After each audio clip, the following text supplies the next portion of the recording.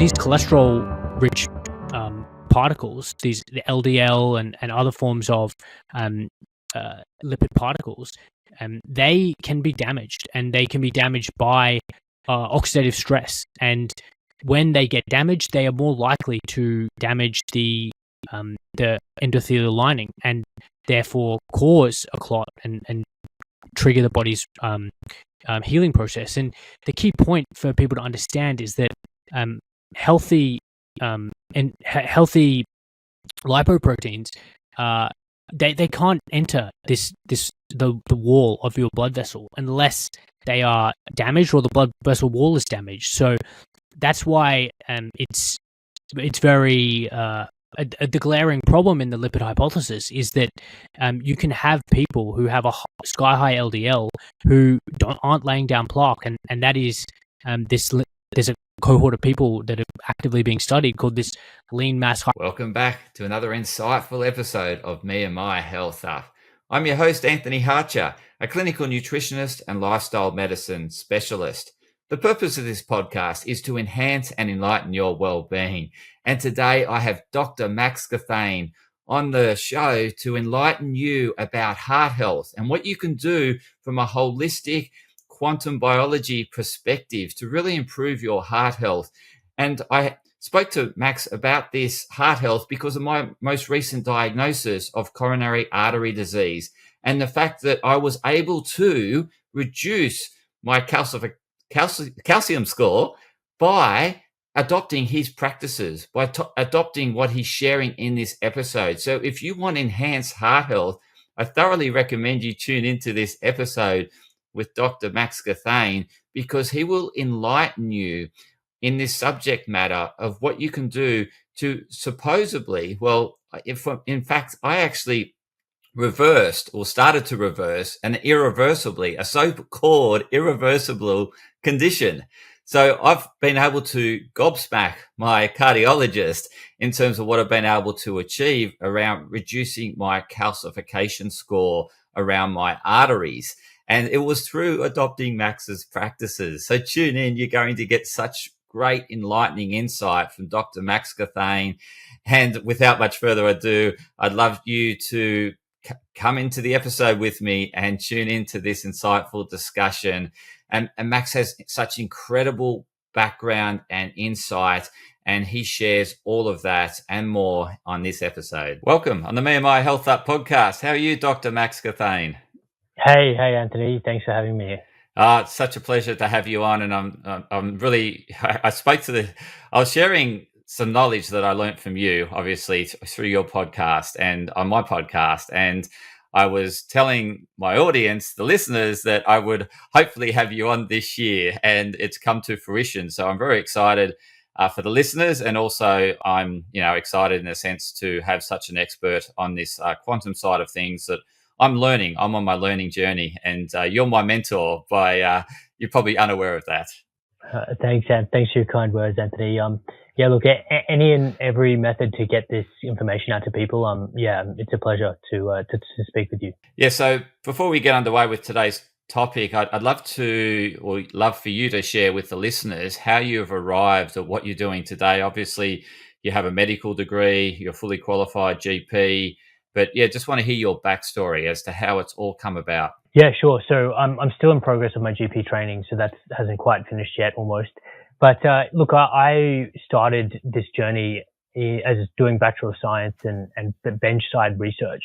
So looking at mouse models of inflammatory bowel disease and feeding them different diets and looking at inflammation in the gut and all kind of like technical bench side research. And that was good. That was very interesting, but it wasn't, I could see that it wasn't necessarily clinically applicable to people in certain ways. So I did a medical degree in Melbourne Uni, and along the road kind of got waylaid into studying public health. So that was an extra year, and that gave me an even more zoomed out approach. So I'd done the real micro level learning about science and biology, and then I did some really macro level stuff and looking at how, the whole health of populations. So I finished my medical degree, and throughout this process, I'd had my own brushes with the medical system. And for a young guy, that was, in my case, that was acne, and quite severe acne. And without any understanding of these holistic health principles that, I talk about and you talk about, you simply just go along with the done thing. And when the acne gets bad enough, and in my case, it was in my early 20s when everyone else had kind of done with that phase of their life, you just go to the doctor, go to the GP, and you basically begin a chronic disease treatment protocol. And what that is simply a escalating ladder of basically medical treatment that start with, in the case of acne, start with topical application of various creams and of different strengths and different varieties. And then they progress to oral tablets, oral antibiotics, which are essentially the same antibiotics that you'd use to treat an atypical pneumonia infection or other kind of serious bacterial infection. And then when that doesn't work, and by this point you're in contact with the dermatology profession, they put you on quite a heavy drug called isotretinoin. And that is effective. It's very effective, but it's associated with a range of side effects. Kind of stopped it because I was experiencing some mood side effects, some low mood, this kind of thing.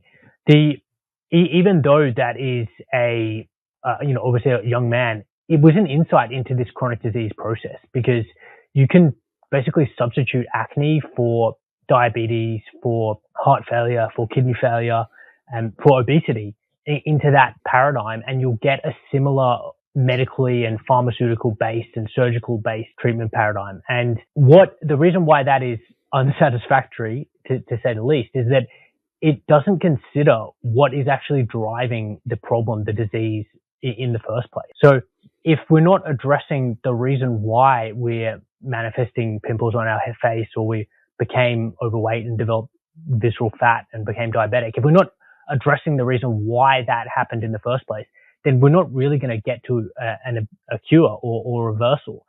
So essentially, the whole focus of what I was learning in medical school and later in my medical training is simply regard to these chronic diseases, simply just management. And for someone who wants to live an optimal life, to thrive, to be healthy, to enjoy optimal health, like, that's not good enough for me.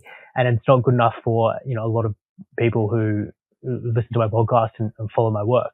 So the process of working as a junior doctor, and I worked in emergency departments and general medicine, I basically did a parallel kind of education on my own, in understanding what was actually going on here. And for me, the things that really worked initially and were very effective was simply just cutting out carbohydrates and cutting out grains and fruit and these types of high carb foods. And then I progressed from a low carb diet to a carnivore type diet and found even more benefit. And then after doing a strict carnivore diet for 8 months or so, just found that I was not thriving again, and made some changes specifically, and discovered the work of Dr. Jack Kruse, who you mentioned offline, and who is basically one of the pillars or kind of godfathers of this idea of combining quantum biological theory and circadian biology into optimizing our health. And those sound like complicated concepts, and they are, but it's stunningly simplistic in its application, which is doing things like turning off the lights at night and seeing the sunrise in the morning. All these things that might be associated historically with hippies and natural living folk, we can find these infinitely complex, quantum explanations for why that's a good thing and a good for your health. So that was my kind of journey of just self-education and learning. And it took me to the ability to practice, in general practice. And I've been applying and started to apply what worked for me and what I learned through figures like Dr. Kruse and others, in the clinic, and found that other people were also benefiting from that. And look, it's not it's not either or. It's about, as I see it, it's about patient choice. And for a variety of reasons, a lot of people aren't ready to make radical changes to their lifestyle or to the reasons why they fell ill. And that's fine. I don't judge them for that. But I think it's my duty as a health practitioner to provide you as a patient with just the various options. And that's the crux of our job, I think, is provide informed consent about the risks and benefits of all the different options, and not railroad anyone down any kind of treatment protocol, whether that involves lifestyle change or taking lifelong medications or doing some kind of surgery. So, and that is kind of where I'm, my journey, and it's been a journey of, I think, critical thinking and skepticism. And I think a lot of the breakthroughs that get happened in science and medicine, that they start with a skepticism of the status quo and the current paradigm of scientific thought. And that's what I'm interested in, because I'm always looking for a better way to try and help people and help my patients thrive. Because as I said, it's not good enough to simply just be to be surviving with, a chronic disease management plan in my mind.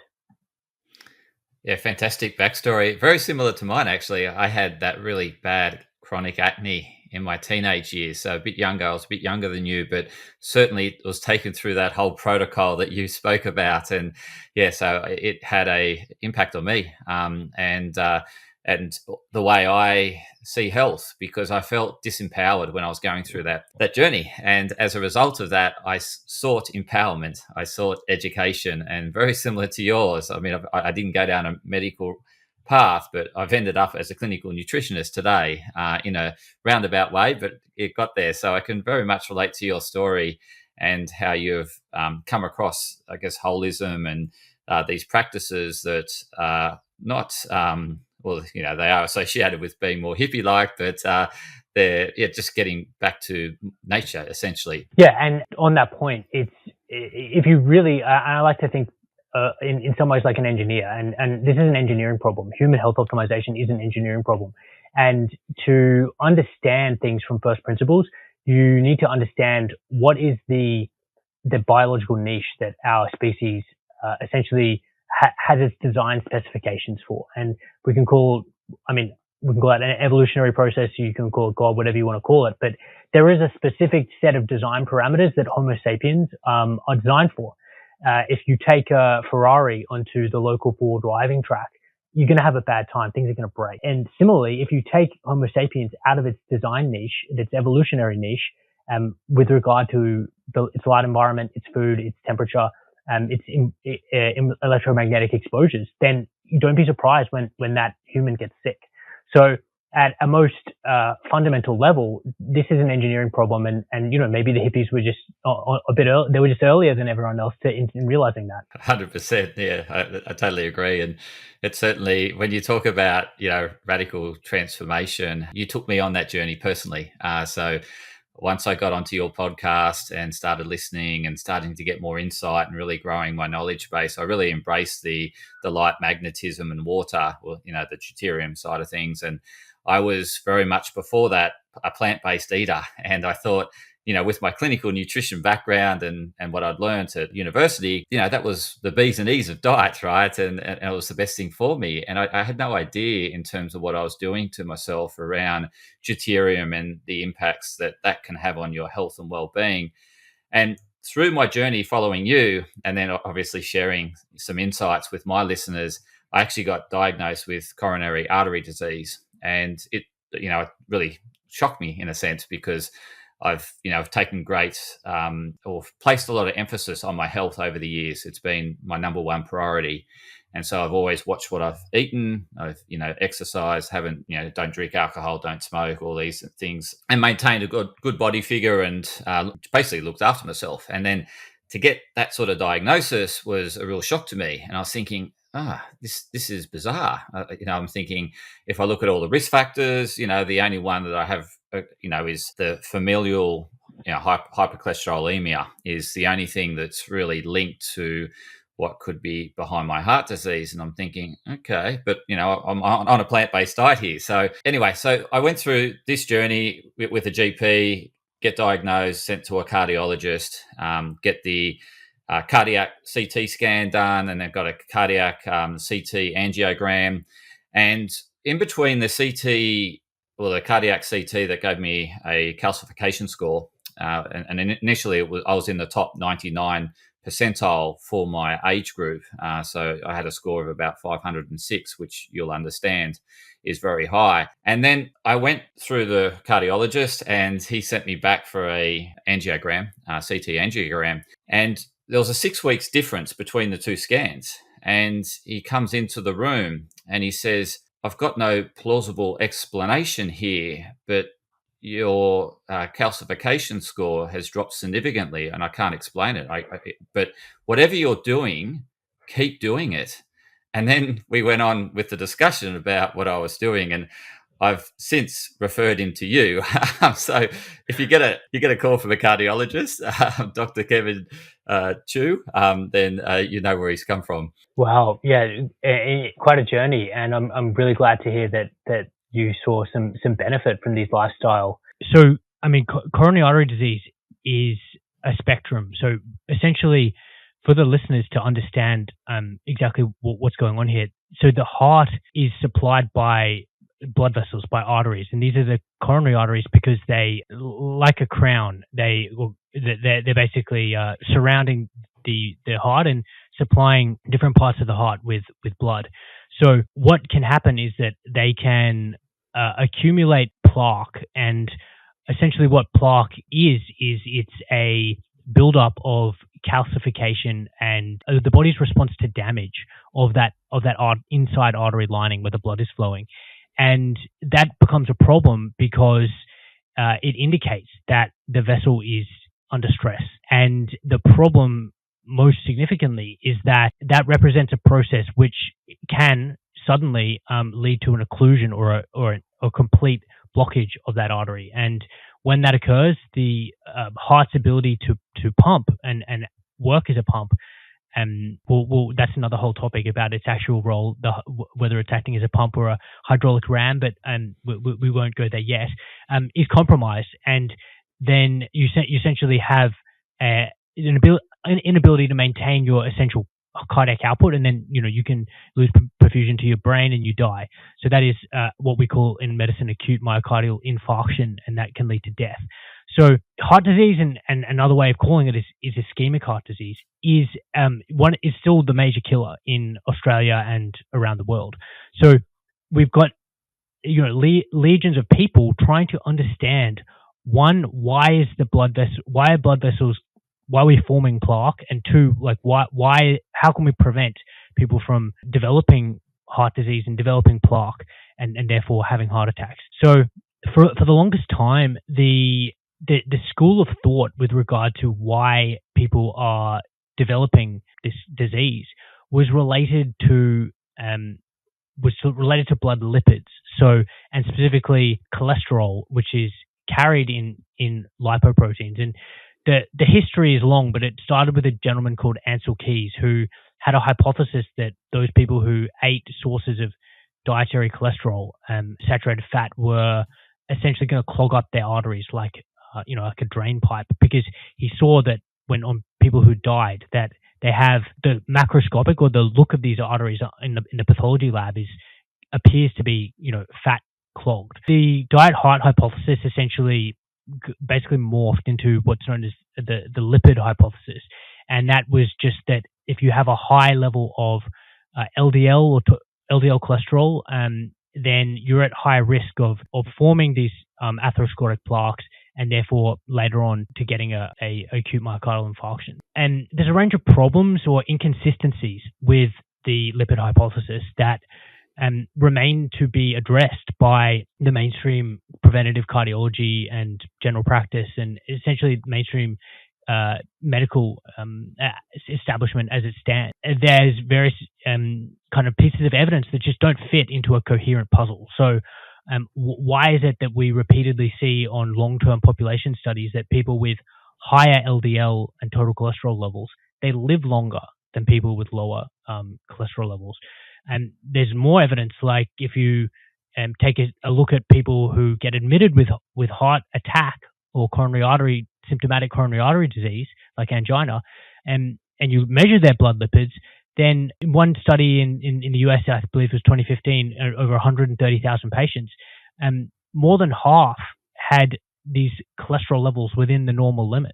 So if we're putting together a coherent explanation for observed phenomena, then it's really, there's pieces that don't fit. What the innovation has been in terms of what I like to call decentralized thought, or people looking at the evidence themselves and coming to unbiased conclusions just by their own research, is that rather than these high cholesterol particles suddenly diffusing across the barrier of that blood vessel and forming a plaque, it's really a process of blood clotting that is responsible for not only the process of depositing plaque, which is what, Anthony, your cardiologist found when he did your coronary artery calcium score, your CT scan. He saw, the radiologist saw the evidence of decades of damage, because when you can see hard plaque on the coronary artery scan, it represents accumulation of damage that the body has tried to repair. So what this clotting or thrombogenic hypothesis states is that it's actually a series of blood clots and blood damage to the endothelial or vessel lining that occur again and again and again, that essentially build up to form a hard calcified plaque. And that is the same process that can lead to an acute myocardial infarction, which is that sudden blockage of the vessel. And it's actually sudden blockage of the vessel that causes a heart attack. And you mentioned Dr. Stephen Hussey, who I've interviewed on my podcast, that the one way to illustrate this point is that he did not have any calcium in his vessels, but he still managed to have a large heart attack and occlusion of his left anterior descending artery. And that was because there were other factors at play that increased the likelihood of blood clotting.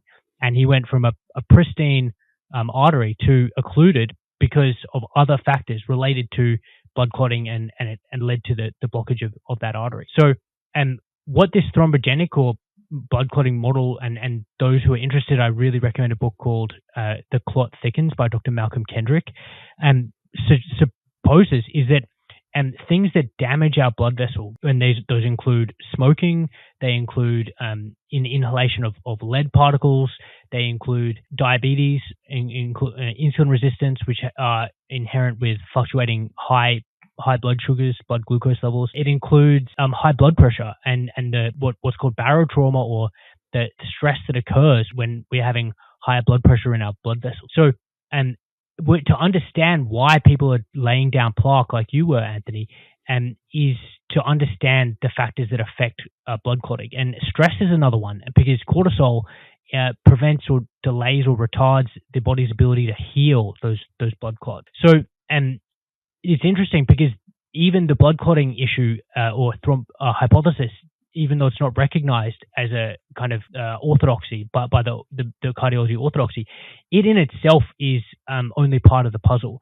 And to understand more pieces of the puzzle, we actually have to understand the effect of water and how water biologically is acting inside our body. And this goes into these ideas of quantum health and the biophysical changes in the water molecule that occurs when it's in our body and when things like sunlight hit our body. So the one way of thinking about this is when a surgeon cuts someone open to do surgery or repairs them, when they cut make that wound, and yes, if they're using a cauterization, sure, it's something different, but if simply using a scalpel, and if we had liquid water in our bodies, then it would essentially gush out. It doesn't do that.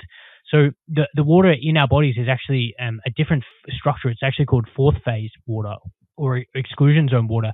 And this is almost like a liquid crystal, that structure that water assumes. It's not a solid, it's not a liquid, and it's obviously not a gas either. So our bodies and our cells are made up of this exclusion zone essentially gel-like water. And the researchers that have done a lot of work on this is one called Gerald Pollack, and he's probably the world leading research on fourth phase water as it currently stands. But he himself is building on the backs of researchers like Gilbert Ling, who have talked about this, decades ago. So what happens is that the water in your blood vessels is in this fourth phase. And what happens, what this fourth phase water implies, is that you essentially get a separation of charges, and you get the conformation of the water molecules changes, so that you have essentially a negative and a positive kind of aspect to the structure of this water that's forming. And around basically blood vessels, red blood cells, you have on these what are so-called hydrophilic surfaces, you get this exclusion zone water forming. And that exclusion zone is called that because it actually excludes things from that inner area of the exclusion zone, meaning things like lipoproteins or cholesterol, lipid-carrying lipoproteins can't penetrate it, and neither can other blood proteins or any other things that are floating around the blood. So what we have is that we have exclusion zone water inside our blood vessels that sit even above the endothelial or the cell layer that lines the inner lining of blood vessels. And what it also means is that we can hold charge because when you have a separation of charges, you get a battery. So our bodies are actually these electrochemical vehicles that are essentially charged up, and they can be charged by various things that potentiate that exclusion zone. And what we can talk about the specific things that influence that exclusion zone, but what it means is that for you, Anthony, and for anyone else who is interested in heart disease, is that we have to be disrupting the exclusion zone above our blood vessels well before we can even begin to start damaging the glycocalyx, which is a kind of furry layer that protects the cells, and then damaging the endothelial cells themselves, which will then trigger the clotting and healing process. And you do find, cholesterol in these plaques of people that have had coronary artery disease, but really it appears to be that the origin of that cholesterol is actually the red blood cells that have actually formed the clot. And again, the process of calcification and is a healing process that the body is trying to do to repair the blood vessel lining. So when we adopt this different perspective on the blood vessel dynamics and the endothelial health, it really flips the paradigm, because now we can have a more coherent idea of what is going wrong to develop things like a coronary artery calcium score of 500. So and beyond simply just you've got a high LDL and stop smoking, take a blood pressure pill. Those traditional risk factors still are relevant, but they're incomplete in explaining why you got your event or your finding. Yeah, no, thanks for sharing that insight, Max. It's terrific to hear the way you explain it, and I'm sure the listeners get it a lot clearer than what I try to explain it as. But it's something that for me, I was totally unaware of, and of course, I only just become aware of this now, and I'm making more effort around maintaining my exclusion zone and protecting my endothelial layer and prevent any more plaque building up. So I'm certainly, and I did your protocol pretty much, in terms of what you share on your podcast for 6 weeks, and I really doubled down on it and made extra effort. And so I was, and I'd like you to talk to it, given that it's what you've really helped me, and I feel honoured to have you on the podcast. So I'd love you to share about how the listeners can really look after this exclusion zone, and minimise clots forming and the potential risk of coronary artery disease and calcification, and ultimately it takes them on this journey to optimal health. So I'd love you to take this segue. Yeah, so we can start with, I like to, if anyone's ever read Nassim Taleb, he has a concept called via negativa. So essentially the negative road, and it involves removing all the bad things before you start adding anything else on. So essentially to optimize our blood vessel health and prevent the likelihood of depositing plaque and eventually popping off a clot that gives us a heart attack, we need to remove all the insults that are offensive or causing damage to the exclusion zone and the endothelial layer, and like I mentioned, the glycocalyx, which is, if anyone's been fishing, then you feel the scales of a fish. It's slippery and slimy. So what that is, that these are called glycoproteins, and they are extremely they're extremely slippery, essentially. And what you have inside those blood vessels is like a stalk of a glycoprotein that's waving in the wind. That's a way to think about it. It almost looks like seagrass or waving on the bottom of the ocean. But what that is doing is that is sitting to help protect the inner lining of blood vessels, and above it is that exclusion zone that we talked about. To start with, how can we protect this exclusion zone? Is that we need to potentiate everything that provides a battery function to our body. The energy currency is electrons in our body. That's why it's called the electron transport chain. In our mitochondria, in those little organelles that make energy in all of our cells, they rely on inputs, and they use food as one of the inputs of electrons, but there are other inputs. And grounding, which is a way of absorbing or essentially incorporating free electrons from the Earth, which is negatively charged, is one critical way to kind of build that exclusion zone and access this abundant source of free electrons. So, grounding is, it's very simple. It's easy, and you just involves planting your bare feet on the ground or touching a tree, and it could potentially be a contributing or factor in certain people. But the maintenance of grounding or having that connection really does potentiate the exclusion zone and helps maintain that layer of water that is repelling things from touching the underlying cell layer. So, grounding is important, and sunlight is critical. And what Dr. Gerald Pollack found in his lab was that light massively increases the size of the exclusion zone in blood vessels, and so much so that it's actually likely, and through his experiments he showed that infrared light on its own is actually able to propel blood through the blood vessels, irrespective of the heart or the cardiac pumping of the cardiac muscle.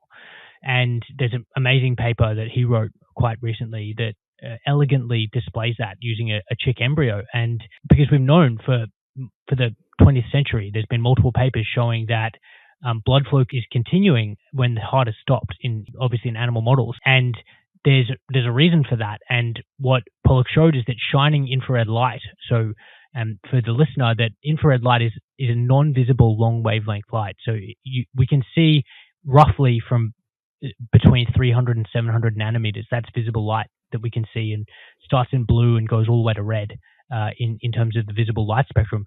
But approximately just under half of the photons that are emitted and hit us on planet Earth are non-visible infrared photons. So what Pollack found was that it was infrared light that was so potently able to potentiate the size of the exclusion zone in these blood vessels. So what that means, and therefore drive blood flow.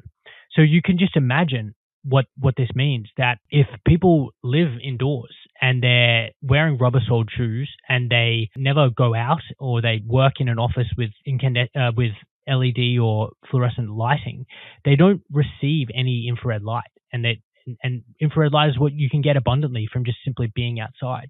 So off the bat, you can see how an indoor light environment is depriving two key lifestyle inputs into growing that exclusion zone, and therefore protecting the underlying artery and endothelial layer from damage. So those are critical. So simply getting infrared light from the sun. And there's a bunch of other factors that will impair the exclusion zone. Interestingly, and this remains to be seen, and remains to be fully elaborated, but the Pollack lab has reported things like glyphosate, so the industrial herbicide glyphosate that gets used to essentially desiccate and kill monocropped wheat, chickpeas, sorghum, all kinds of human and animal crops before harvest. Glyphosate has the potential to diminish the exclusion zone. And they even have reported that non-native electromagnetic fields, so non-native electromagnetic radiation, like a Wi-Fi router, which is another form of non-visible light, was diminishing the exclusion zone. So these are kind of other factors that potentially are impairing or impeding our ability to maintain charge in our body, and therefore protect that underlying vulnerable blood layer. But if we go even further and we try and understand the more traditional risk factors from the thrombogenic kind of perspective of coronary artery disease and atherosclerosis, then it's going to be those microparticulates, like I mentioned, from smoking, from lead inhalation, and that was a major probably driver of President Eisenhower's heart attack in the 1950s. He was a 3-pack a day smoker, and there was plenty of lead in the air. There's, as I mentioned, this high blood pressure, and there's also things like the modification of the lipoproteins and the oxidation and glycation of lipoproteins. So what that means is that these cholesterol-rich particles, the LDL and other forms of lipid particles, they can be damaged, and they can be damaged by oxidative stress. And when they get damaged, they are more likely to damage the endothelial lining and therefore cause a clot and trigger the body's healing process. And the key point for people to understand is that healthy lipoproteins, they can't enter the wall of your blood vessel unless they are damaged or the blood vessel wall is damaged. So that's why it's very the glaring problem in the lipid hypothesis is that you can have people who have a sky high LDL who aren't laying down plaque, and that is there's a cohort of people that are actively being studied called this lean mass hyperresponder, and they're essentially a group of people who get really high LDL cholesterol on a low carb or carnivore diet, yet the preliminary research is showing that they're not laying down plaque and they're not having unstable plaque, soft plaque either. So, it really gives weight to this idea that you need damage. You need damage to the blood vessel. You need impairment of your exclusion zone, or you need damage to the lipoproteins through glycation, which is attachment of glucose through having high blood glucose and eating, ultra processed foods, or oxidation of that lipoprotein through what appears to be one of the contributors is seed oils and polyunsaturated oils of plant origin that are highly refined. So you have to have some of these changes to occur before the blood vessel is essentially being damaged.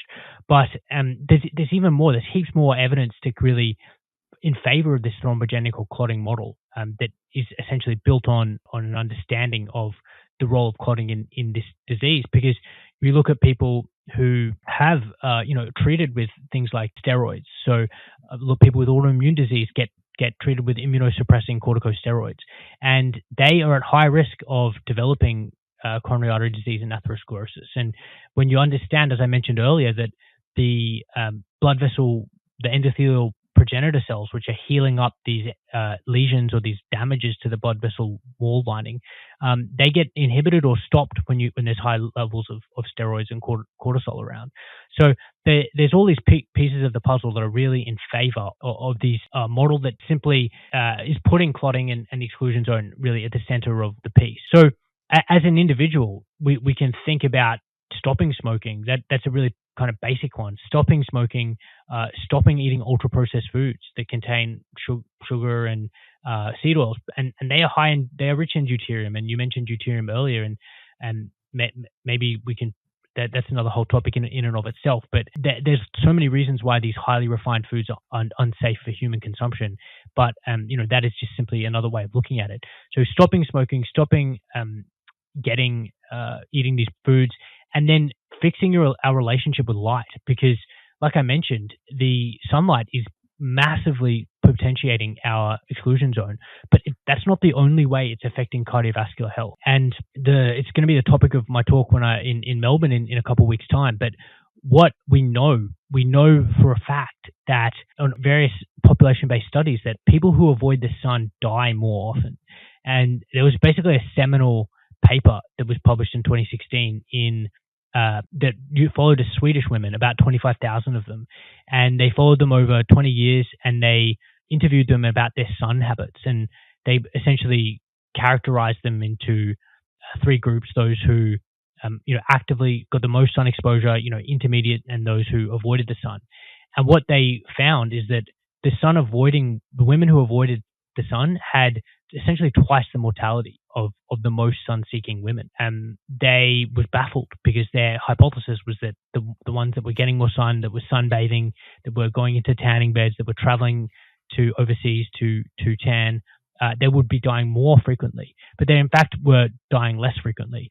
And the authors were speculating or hypothesizing that less heart disease and cardiovascular disease was one of the key reasons why that they weren't dying as much.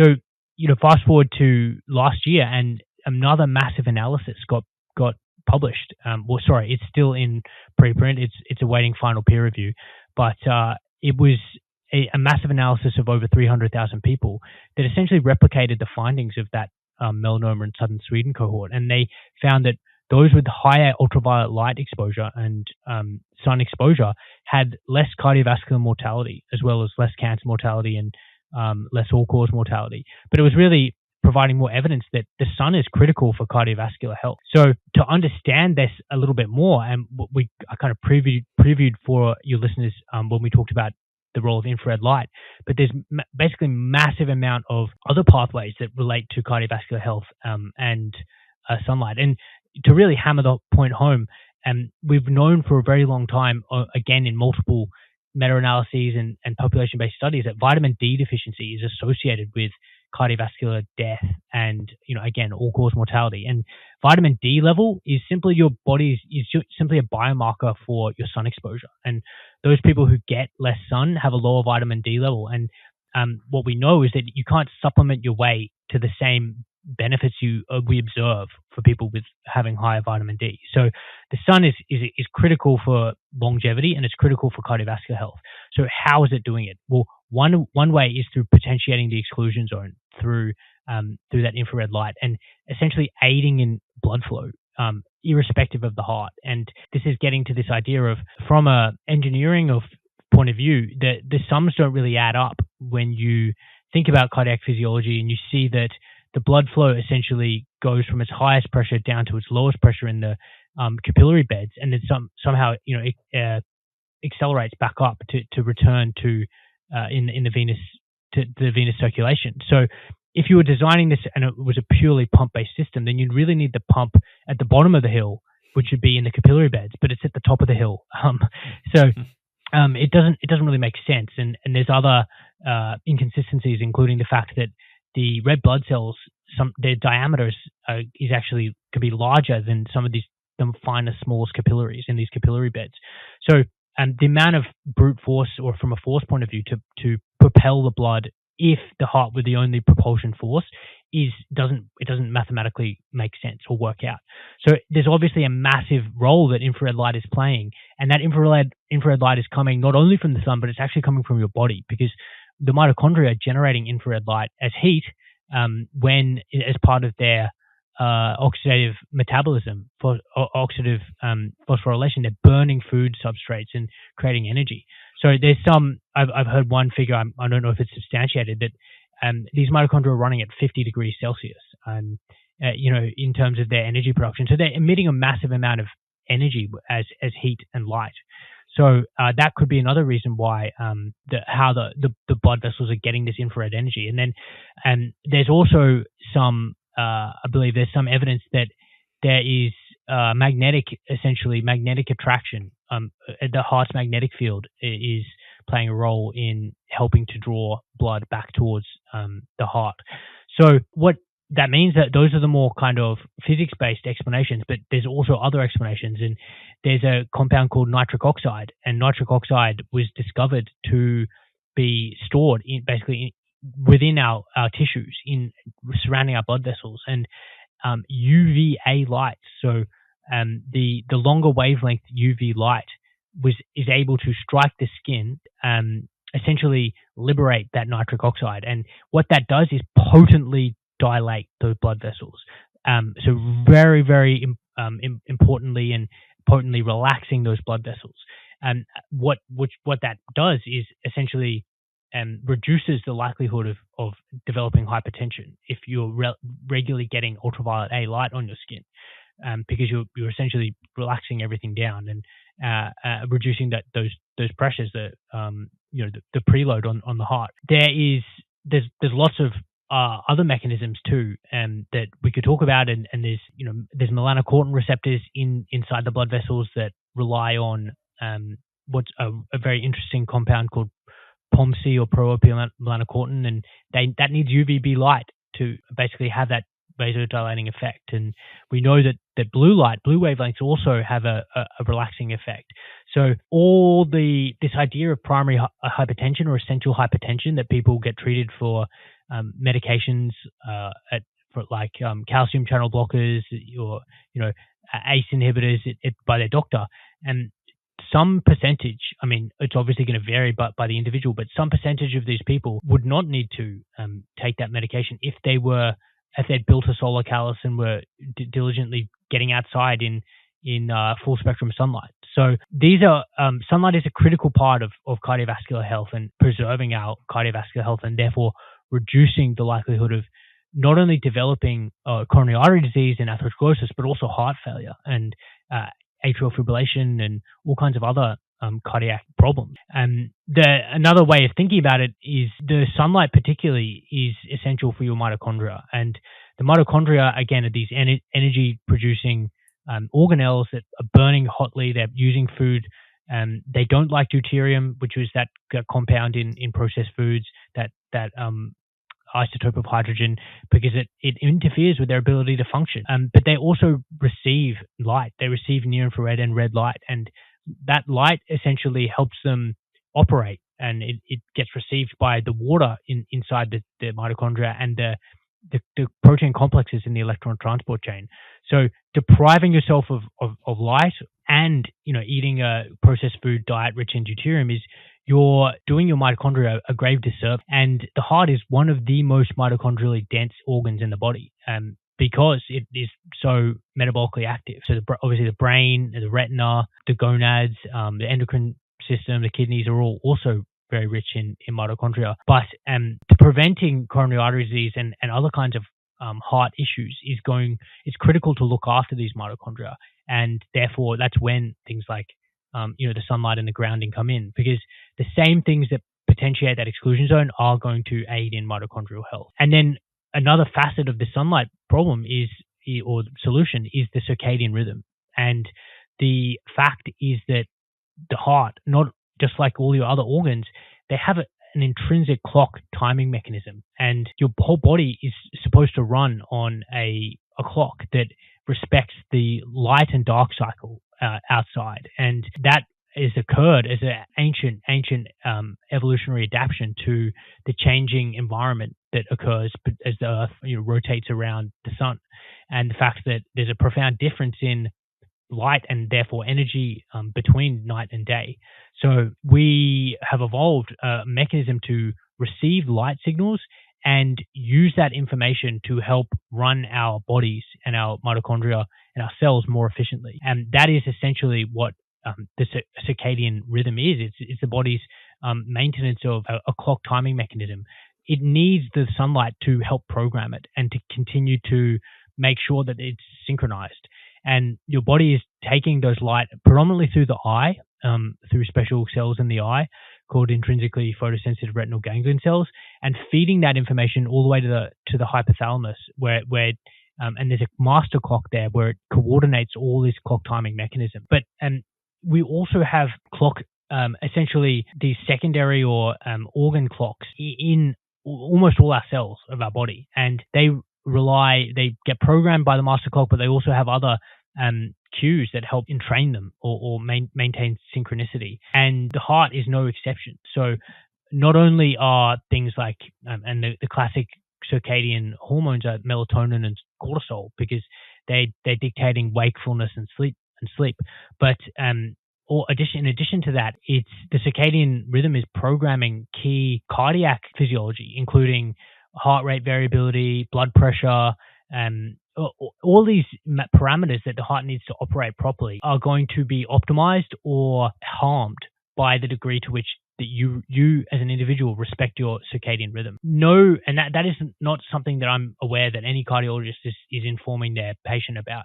And the implications are that if you don't get full spectrum sunlight during the day and that bright light of every single visible and non-visible wavelength that's on offer, but you also light up your night and essentially expose yourself to bright light at night, you're essentially getting a massive spanner and shoving it into the cogs of your circadian system.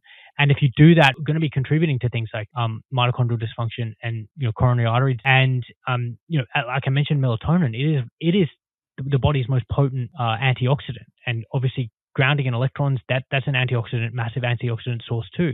But the body makes melatonin. It makes melatonin when you're asleep, when there's that darkness and there's an absence of blue wavelength light. And it also makes melatonin from infrared light during the day. So if we understand another kind of way of thinking about coronary artery disease and atherosclerosis is oxidative stress, then you want to be making sure that your body's innate natural antioxidant mechanisms are running properly. And that involves respecting your light environment and by getting out in natural full spectrum light. So, some people would say, okay, well, let's prescribe a antioxidant supplement. And again, I'm saying that's not the answer. The answer is get into nature, where she has provided you the antioxidant pathways and mechanisms that you need to solve that problem. So that is how circadian biology is tying into this mitochondrial story and the exclusion zone story. So they're all, I guess, different ways of looking at the same problem. But if we respect our circadian rhythm, we get full spectrum sunlight during the day, we avoid artificial light at night, and we ground as much as possible throughout the day, and that includes swimming in bodies of natural water, because they are immense sources of these free electrons. If we avoid processed foods, avoid smoking, avoid stress and emotional disturbance that is profoundly damaging in and of itself, then those are that's a strategy to think about optimizing heart health. And notice that I didn't mention statins, because there's evidence that statins increase calcification. And if you understand what is happening mechanistically with statin therapy, statins are essentially they're mycotoxins. So they were isolated from yeast, and they have a role of inhibiting this pathway, this HMG-CoA reductase pathway. So their effect is also on the mitochondrial biology and mitochondrial physiology. So they have a role in disrupting mitochondrial function, and they have a role in disrupting the lipid rafts that exist in your body. So statin use is associated with diabetes, and we know that and there's evidence that if you mess with the lipid raft that the insulin receptor sits in, then you're going to increase insulin resistance. So that's a pretty clear pathway between statin use and diabetes. And the mainstream narrative is that this is a small risk, and these are it's a trade-off that's an adverse event that is negligible to the potential benefit. But if you understand that diabetes in and of itself is a risk factor for developing atherosclerotic plaque and developing plaque, then it really becomes a question that we need to ask, which is, what is the net benefit versus harm is possibly being done here? And one way of thinking about it is an absolute risk reduction, or number needed to treat, or days of life gained. And depending on what studies that you read, there's evidence that there's no primary in people who've never had a heart attack. There's no evidence that taking a statin for 10 years extends life. And I think in secondary prevention, people who've had a heart attack, that maybe it gives you 4 or 5 days of extra life, over a period of 5 to 10 years. So benefit, or potential or not potential benefit, if depending on your position, it has to be balanced against potential side effects that not only include muscle side effects and proximal myopathy and these kind of things, but potentially could extend to other forms of mitochondrial dysfunction, whether that is diabetes, whether that is things like dementia.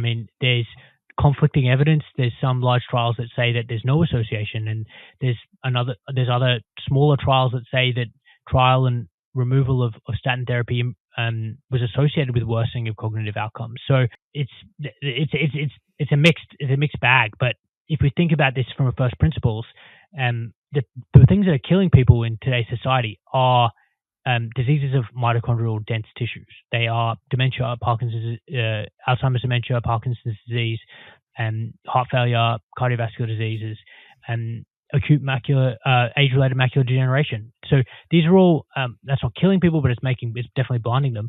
They're all functions of mitochondrial, or shades of mitochondrial dysfunction. And they're all going to be potentially impacted from something like long-term statin therapy. But that's just data that everyone needs to think about themselves and have a conversation with whoever their prescriber is about the risks and benefits of their individual situation. This is obviously not medical advice, but that is my kind of thought as it stands, and obviously I reserve the right to change my mind.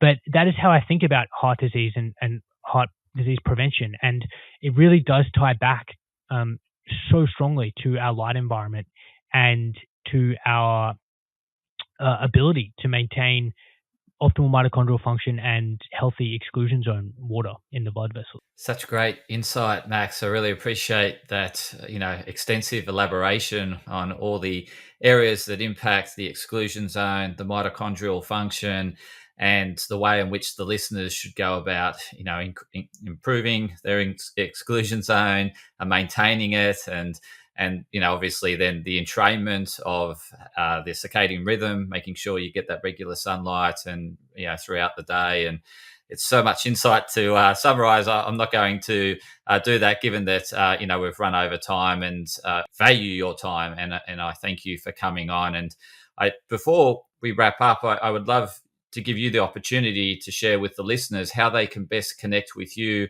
to reach out for more support, maybe share your podcast, but just really engage with the listeners because you've shared so much insight, and I really want them to be able to follow up if they wish to.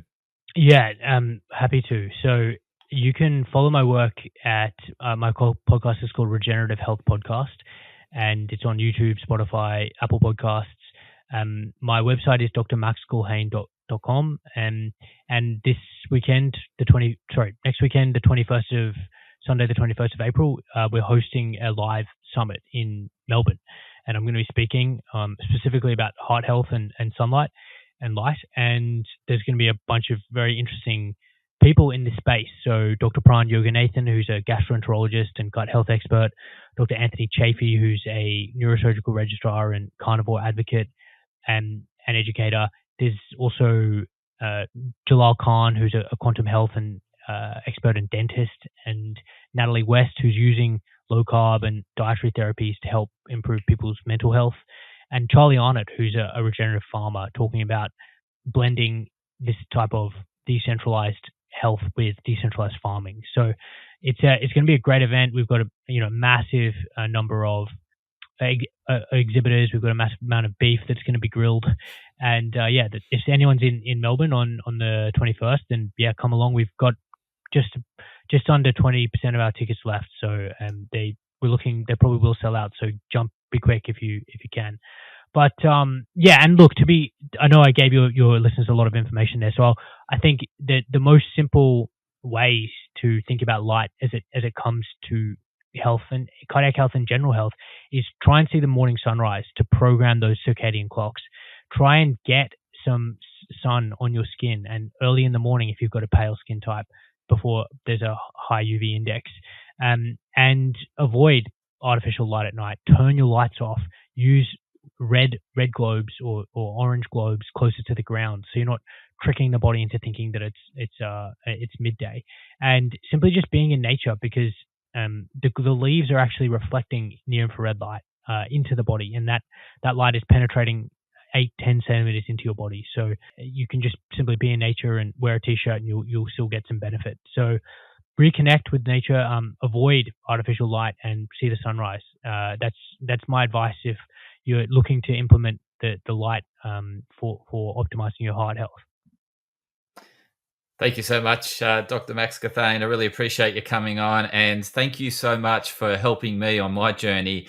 I didn't share it, I think, but in terms of when I went back to the cardiologist, he shared with me that my calcification score had dropped to 300. So it was a 30% drop on around that percentage in 6 weeks. And it was really implementing what you've just shared on this podcast. So I really doubled down and got right amongst it, spent a lot of time in nature, grounding and getting the early morning sunrise, swimming in the ocean, eating keto, a lot less plant-based and much higher sort of meat and fat, and really just everything you share. So I really appreciate your insights, and really, you probably had no idea that you're having this impact on other people's lives, but you certainly have had a major impact on my life, and I really appreciate it. And keep up the great work. I really love the work that you're doing and the effort you put into going deep into the literature and really understanding it and then articulating it in a way that people understand. So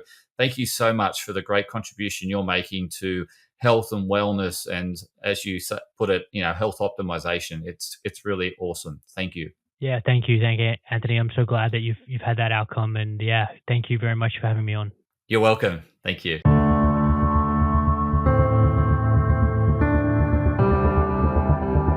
Podcast disclaimer. This podcast and any information, advice, opinions, or statements within it do not constitute medical, healthcare, or professional advice and are provided for general information purposes only. All care is taken in the preparation of the information in this podcast. Connected Wellness Proprietary Limited, operating under the brand me&my Health Up, does not make any representations or give any warranties about its accuracy, reliability, completeness, or suitability for any particular purpose. This podcast and any information, advice, opinions, or statements within it are not to be used as a substitute for professional, medical, psychological, psychiatric, or any other mental health care or healthcare in general. me&my Health Up recommends you seek the advice of a doctor or qualified health provider with any questions you may have regarding a medical condition. Inform your doctor of any changes that you may to your lifestyle and discuss these with your doctor. Do not disregard medical advice or delay visiting a medical professional because of something you hear in this podcast. This podcast has been carefully prepared on the basis of current information. Changes in circumstances after publication may affect the accuracy of this information. To the maximum extent permitted by the law, me&my Health Up disclaims any such representations or warranties to the completeness, accuracy, merchantability, or fitness for purpose of this podcast, and will not be liable for any expenses, losses, damages incurred, indirect or consequential damages or costs that may be incurred as a result of the information being inaccurate or incomplete in any way and for any reason. No part of this podcast can be reproduced, redistributed, published, copied, or duplicated in a form without prior permission of me&my Health Up.